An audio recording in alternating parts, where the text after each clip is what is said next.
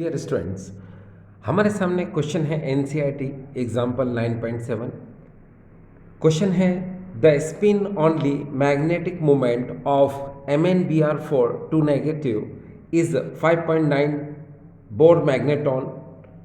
Predict the geometry of the complex ion. Dear students, इस question को हिंदी में सुने।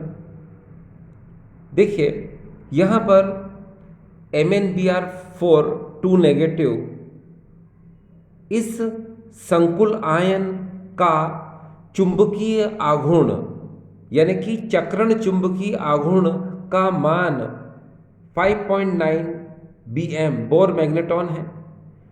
तो इस कॉम्प्लेक्स आयन की ज्यामिति बताइए या ज्यामिति की पहचान कीजिए।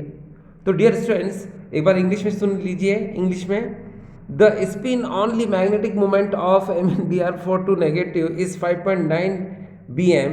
Predict the geometry of the complex ion. Dear students, listen to me. इस क्वेश्चन में ऐसा है कि इस कॉम्प्लेक्स आयन का हमको स्पिन मैग्नेटिक मोमेंट हमको 5.9 Bm दिया हुआ है, ठीक है, और हमको इसकी ज्योमेट्री को प्रिडिक्ट करना है। तो ज्योमेट्री को हम प्रिडिक्ट कैसे कर सकते हैं? तो सबसे पहले आप ये देखिए कि इस Mn के साथ कितने लिगेंड अटैच्ड हैं। तो आपको पता है कि इस Mn के साथ 4 लिगेंड अटैच्ड हैं। अगर 4 लिगेंड अटैच्ड हैं तो इसका कोऑर्डिनेशन नंबर होता है 4, इसकी उप सहसरण संख्या होती है 4, और जिसका कोऑर्डिनेशन नंबर 4 होता है तो उसमें हाइब्रिडाइजेशन sp3 होगा या फिर dsp2 होगा। उसकी ज्योमेट्री वर्ग समतली होगी या चतुष्फल की होगी। चलो एक बार देखते हैं। देखिए डियर स्टूडेंट्स, ये हम प्रिडिक्ट कर रहे हैं, अभी प्रिडिक्ट कर रहे हैं कि मान लो ये कोई मेटल है, ये देखिए, और इस मेटल से अगर हम कोई भी 4 लिगेंड अटैच कर देते हैं, ये हमने कोई 4 लिगेंड अटैच कर दिए, तो इसमें हाइब्रिडाइजेशन जो हो सकता है वो देख लीजिए।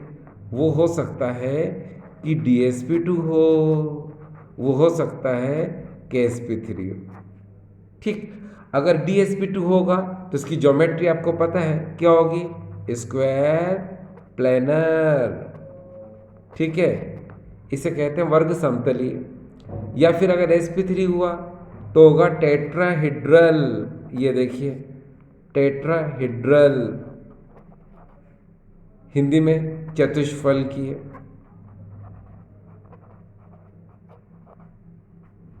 ठीक है। तो हम प्रिडिक्ट कर रहे हैं डियर। देखिए अगर मान लो इस मेटल से 6 लिगेंड अटैच्ड होते तो वहां पर हाइब्रिडाइजेशन या तो sp3d2 होता या d2sp3 होता, ठीक है, और ज्योमेट्री तो फिर दोनों की ऑक्टाहेड्रल ही होगी, है ना। तो वहां तो क्वेश्चन क्रिएट नहीं हो सकता। क्वेश्चन सिर्फ यहीं पर क्रिएट हो सकता है क्या कि इस मेटल के साथ अगर 4 लिगेंड है तो ज्योमेट्री या तो इसकी स्क्वायर प्लेनर होगी या टेट्राहेड्रल होगी। ठीक, अब हम एक काम करते हैं कि मैंने आपको फिर से कहा कि देखिए इस मेटल का कोऑर्डिनेशन नंबर 4 है, और जिसका कोऑर्डिनेशन नंबर 4 होता है तो उसमें हाइब्रिडेशन है तो dsp2 होता है, sp3 होता है। dsp2 होगा तो स्क्वायर प्लेनर वर्ग समतली ज्यामिति होगी, sp3 तो टेट्राहेड्रल यानी चतुष्फल की ज्यामिति होगी, ठीक है। अब हमको ये बताना है कि इसमें हाइब्रिडेशन dsp2 होगा कि sp3 होगा। क्यों? क्योंकि ज्योमेट्री तो इसी से डिसाइड होती है, हाइब्रिडाइजेशन से, ठीक है। तो चलो, तो सबसे पहले हम लेते हैं इस कॉम्प्लेक्स कंपाउंड को। ये देखिए MnBr4 टू नेगेटिव, ठीक। चलिए तो देख लीजिए यहाँ पर सबसे पहले हमने ले लिया Mn, ये देखिए Br4, और यहाँ पर 2 नेगेटिव। तो देखिए डियर ये 2 नेगेटिव, ये मैंने पूरा कॉम्प्लेक्स ले लिया। यहाँ लिख देता हूँ मैं कॉम्प्लेक्स आयन। इस संकुल आयन को लेने के बाद सबसे पहले हम लेंगे यहाँ पर Mn को। Mn मतलब मैग्नीज, और ये ले लिया मैंने मैग्नीज। इसका एटॉमिक नंबर आपको पता है 25 होता है, और 25 को आप किस तरह करेंगे आपको पता है। सबसे पहले नोबल गैस रूल का यूज़ करेंगे हम। ऑर्गन 18, थोड़ा सा स्पेस दे दीजिए क्योंकि पहले इलेक्ट्रॉन 4s में आता है फिर 3d में। तो देखिए 18 O2 20, और 3D क्या हो जाएगा डियर 5, तो ये हो जाएगा 25। तो क्योंकि Mn का एटॉमिक नंबर 25, तो कॉन्फ़िगरेशन में भी 25 हो गया, 18O2 20 और 5 25। अब इसके जस्ट बाद इसको हम लिखेंगे हुंड्स रूल के अकॉर्डिंग, ठीक है। तो हमने लिखा Mn और यहाँ पर हम लिख रहे हैं 3D, और 3D में ये देखते जाइए आप, 5 इलेक्ट्रॉन लिखना है हमको, तो हमने 1 2 3 4 ये 5 लिख दिए, और 4s में हमने यहाँ पर ये 2 इलेक्ट्रॉन लिख दिए, ठीक है। इसके जस्ट बाद स्टूडेंट्स आपको पता है क्या होता है कि हम इसका ऑक्सीडेशन नंबर निकालेंगे, ठीक है। ऑक्सीडेशन नंबर निकालिए इसका, आपको आता है, ठीक है। इसका ऑक्सीजन नंबर कितना निकलेगा 2+ यानी +2 निकलेगा। तो चलो आप यहाँ पर Mn 2+ कर दो, ठीक है, ये 2+ कर दिया। इसका मतलब है कि you have to remove electron from 4s, आपको 2 इलेक्ट्रॉन निकालना है, ठीक है, क्योंकि 2+ मतलब 2 इलेक्ट्रॉन लिबरेट होंगे, तो ये वाले इलेक्ट्रॉन आप यहाँ से बाहर कर दो, ठीक है। अब यहाँ 3D में क्या होगा, ये देखिए इसके 5 इलेक्ट्रॉन हैं, ये ऐसे कैसे लिखे जाएंगे फिर से, ये देखिए 1 2 3 4 एंड देयर इज अ 5, और यहाँ पर क्या होगा, ये वैकेंट हो गया 4s। आपको पता है ऑक्सीडेशन नंबर के बाद ही हम ये जो कॉम्प्लेक्स होता है इसको लिखते हैं, क्यों, क्योंकि आपको पता है मेटल आयन के बाद लिगेंड उसको क्या करता है, अप्रोच करता है, इस मेटल आयन के बाद ही लिगेंड वहाँ पर जाता है, लिगेंड उसके इफेक्ट में आता है, ठीक है, और कोऑर्डिनेशन कंपाउंड यानी कोऑर्डिनेट बॉन्ड का फॉर्मेशन करता है। तो आयन बन गया, इसका मतलब लिगेंड अप्रोच करेगा, ठीक है। अब अगर लिगेंड अप्रोच करता है, इसको बुलाओ, ये लिगेंड है, ये आ गया, देखिए यहाँ पर Mn, ये Br4 और ये 2 नेगेटिव हमने लिख दिया। अब आपको पता है डियर स्टूडेंट्स, यहाँ पर ये जो Br है ये वीक फील्ड लिगेंड है, ठीक है, ये क्या है, वीक फील्ड लिगेंड है ये। अब आप सोच रहे होंगे सर कि यहाँ पर ये वीक फील्ड लिगेंड कैसे हो सकता है। अगर आप इलेक्ट्रोकेमिकल सीरीज देखें तो उसमें हेलोजन सबसे पहले आता है, ठीक है, और अभी मैं प्रूव भी कर दूंगा इसको कि ये वीक फील्ड लिगेंड है। देखिए कैसे प्रूव करूंगा, थोड़ा वेट करिए। अभी आप ये देखिए कि यहाँ पर ये Br है, मैंने कहा ये वीक फील्ड लिगेंड है, वीक फील्ड लिगेंड है, तो क्या होगा, इस 3D के अनपेयर्ड इलेक्ट्रॉन पेयर्ड नहीं होंगे, क्योंकि वीक फील्ड लिगेंड जो होते हैं वो 3D के अनपेयर्ड इलेक्ट्रॉन को पेयर्ड नहीं कर पाते हैं, 3D के अयुग्मित इलेक्ट्रॉनों को युग्मित नहीं कर पाते हैं, ठीक है।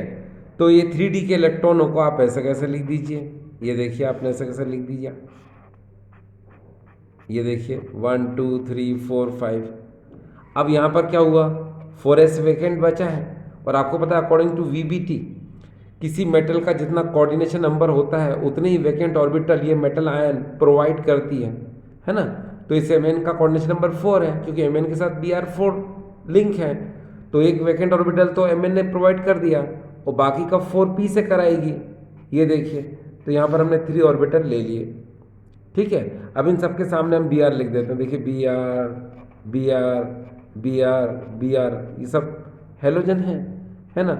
ये अपना एक एक लोन पेयर देंगे, ये देख इसने भी दिया, इसने भी दिया, इसने भी दिया, यहाँ पर क्रॉस लगा देते हैं हम, ये लोन पेयर को रिप्रेजेंट कर रहा है, और सिग्मा बॉन्ड फॉर्मेशन हो गया, यानी कि कोऑर्डिनेट बॉन्ड का फॉर्मेशन है जिसको सिग्मा से हमने रिप्रेजेंट किया। तो हाइब्रिडेशन देखिए कौन सा वर्ड यार, ये देखिए sp3 हुआ, ठीक है, ये sp3 हुआ, ठीक। अब अगर sp3 हाइब्रिडेशन हुआ है तो आप देख सकते हैं कि इसमें कितने अनपेयर्ड इलेक्ट्रॉन है, 5। अब ये 5 इलेक्ट्रॉन, 5 जो अनपेयर्ड इलेक्ट्रॉन है, ये क्या बताने की कोशिश कर रहे हैं, ये बताने की कोशिश कर रहे हैं, जरा देखिए। आपको पता होना चाहिए कि मैग्नेटिक मूवमेंट निकालने का फार्मूला क्या होता है, ये देखिए, म्यू इक्वल टू √ n+2 और यहाँ जाएगा Bm बोर मैग्नेटॉन, ये देखिए यहाँ पर म्यू मैग्नेटिक मूवमेंट है, चुंबकीय आघूर्ण, n number of unpaired electron यानी अयुग्मित इलेक्ट्रॉन की संख्या है। आप यहाँ पर n इक्वल टू 1 2 3 4 5, ये n इक्वल टू अगर आप यहाँ पर 5 रख देंगे यहाँ पर, ठीक है, तो जैसे ही आप यहाँ पर 5 रखेंगे n की जगह पर, तो इसकी जो वैल्यू आएगी वो आएगी 5.92। तो तो यहाँ पर म्यू इक्वल टू क्या आएगा 5.92, ये बोर मैग्नेट्रॉन ये आ गया। ये किस बात को इंडिकेट करता है?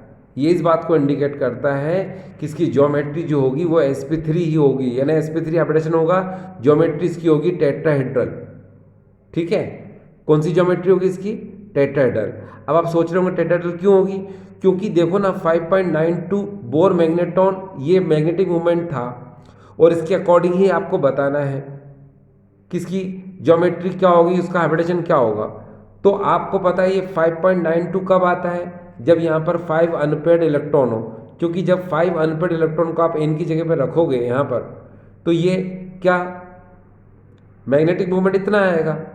और ये 5 अनपेयर्ड क्यों हुए? क्योंकि यहाँ पर sp3 हाइब्रिडेशन हुआ। अब आप सोचिए कि अगर dsp2 हाइब्रिडेशन होता तो ये वाला इलेक्ट्रॉन यहाँ से पेयर अप हो जाता है यहाँ पर, तो फिर नंबर ऑफ अनपेयर्ड इलेक्ट्रॉन कितने हो जाते हैं? कम हो जाते हैं, है ना। कितने होते हैं? 3 होते हैं। तो 3 पर मैग्नेटिक मोमेंट की जो वैल्यू होती है वो डिफरेंट होती है ना। इसीलिए इसका स्ट्रक्चर क्या टेट्राहेड्रल होगा। ठीक है, देखिए मैं आपको एक बात और बताऊं। देखो डियर स्टूडेंट्स, यहाँ पर आप ये दिमाग में रख लो कि अगर आपको ये है फार्मूला, अभी मैंने आपको बताया था, देखो mu equal to under root n+2, ये देखिए फार्मूला है ना। ये यूनिट लिख दो बोर मैग्नेट्रॉन। यहाँ पर n का मतलब होता है नंबर ऑफ अनपेयर्ड इलेक्ट्रॉन। अगर आप n इक्वल टू 1 रखोगे तो मैग्नेटिक मोमेंट की वैल्यू आएगी 1.73। अगर आप 2 रखोगे तो वैल्यू आएगी 2.84। अगर 3 रखोगे तो 3.87 आएगी। 4 रखोगे तो 4.90 आएगा। 5 रखोगे तो 5.92 आएगा। अभी यहाँ पर यही हुआ क्या कि हमको 5.9 बोर मैग्नेट्रॉन हमको दिया था और उसकी ज्योमेट्री प्रिडिक्ट करना थी। हमने इसकी ज्योमेट्री प्रिडिक्ट कर ली, क्या? टेट्राहेड्रल, यानी कि sp3 हाइब्रिडेशन। देखो कैसे, क्योंकि आपको पता है कि अगर इसमें sp3 हाइब्रिडेशन होगा, ठीक है, ये देखो sp3 हाइब्रिडेशन होगा, तभी इसमें 5 अनपेयर्ड इलेक्ट्रॉन रहेंगे।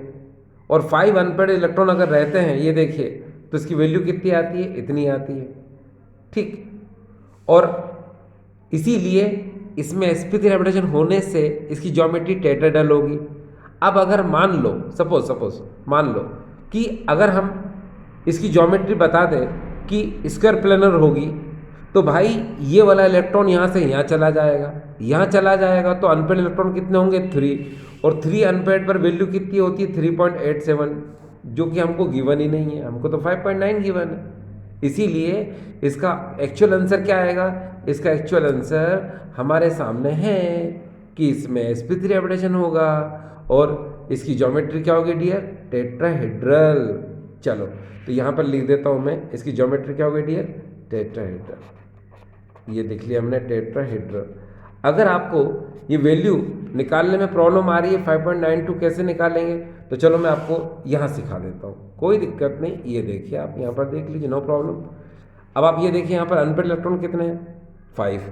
फार्मूला क्या है हमारे पास? आप इधर देख लीजिए, mu equal to under root, ये देखिए n+2, यूनिट तो आपको पता है bm, बोर मैग्नेट्रॉन होती है।